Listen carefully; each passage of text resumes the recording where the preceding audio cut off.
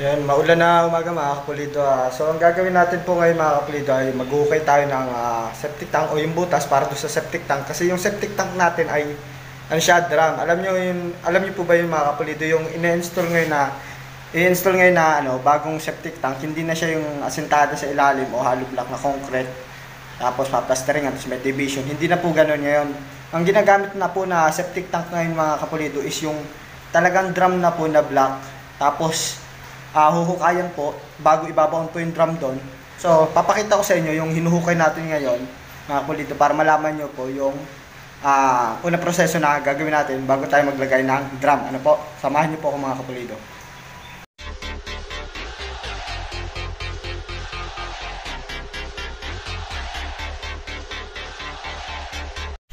Ito po mga kapulido.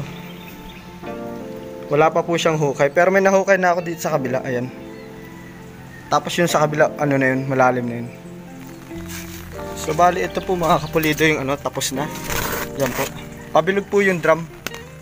Yan po siya.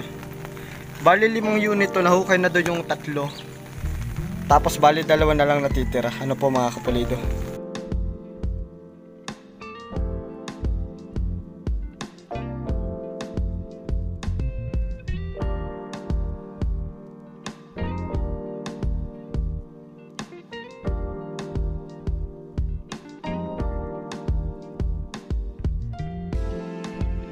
Yan. Yan mo, nasa 3 ano pa lang. 3 feet pa lang. Kailangan kasi 4 feet. Mula rito sa ilalim ng tubo, bababa tayo ng 4 feet dyan.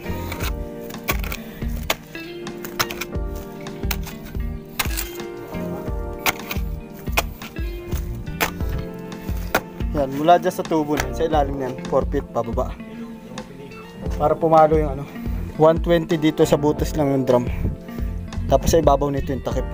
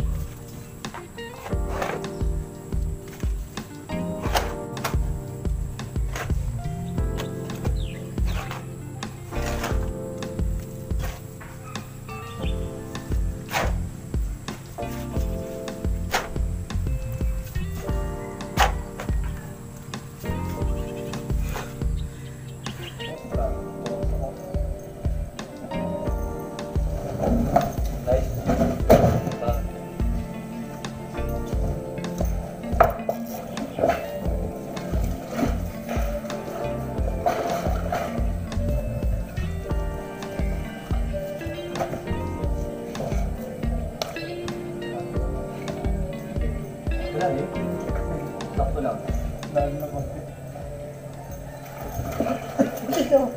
Mga bobo! Ingatan pa.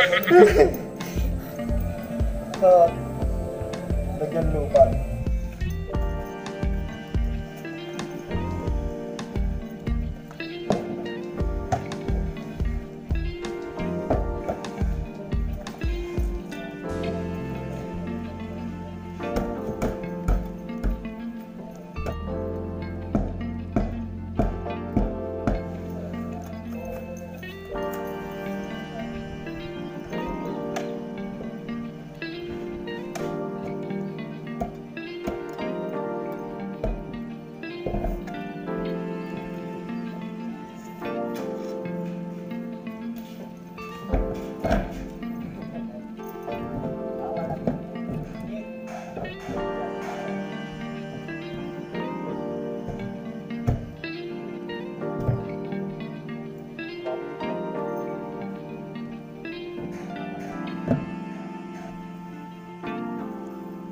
martilyo.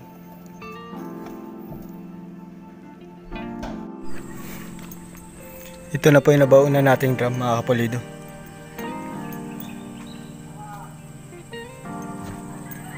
Diyan po yung pinakatubo niya papunta dun sa manual, sa tosang. Yun mga kapulido, bali ang ginawa ko pa ay pumutol po ako ng ganito. Ang sukat po nito ay 25 mula po rito sa loob. Sinukat ko po, tapos nag-allowance lang ako ng konti. So yung sasalpak po natin ito rito. Kasi ito naman dito, ano po mga kapulido. Bali ganito pang setup nun. Kahit din na po natin lagyan ng Niltex, ano po. So sasalpak naman po natin yan dyan sa butas.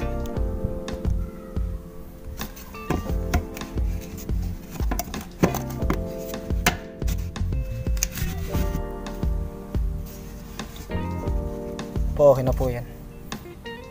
Tapos bali ang ginawa po natin, dahil wala po tayong 45 degrees, ito po yung 45 degrees elbow po ito, ayan po. Tapos ginawa ko, hinati ko na lang po sa dalawa para maging 45 degrees.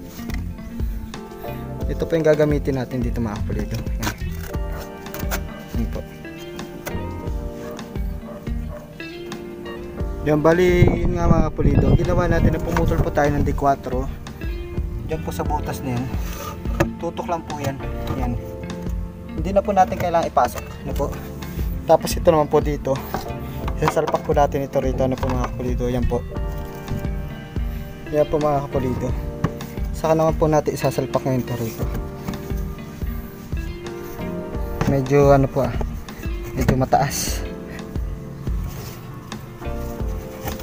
Mga kapulido, yan yung forma nya. Naipasok na natin siya rito, dito. Tapos ito abang to para doon sa doon. Yun sa gilid na yan. Basta malaga nito, okay na ito mga kapulido. Yan po. At itong side na ito mga kapulido, pwede na po natin tambakan ng lupa yan, ano po. Yung mga kapulido, pumutol tayo ng isang distress. Pinutol natin yung distress para dito. Yan. Papasok po natin siya dito. Ito po.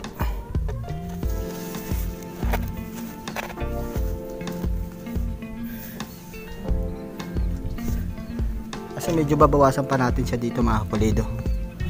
Ito naman po mga kapulido yung isa. Ayan po mga kapulido. Yung drum nga ay liniring na natin dito yung lupa, tapos nilagyan natin siya ng forma dito sa ano, para sa halo ano po. Tapos ngayon bubuhusan na rin natin mga kapulido.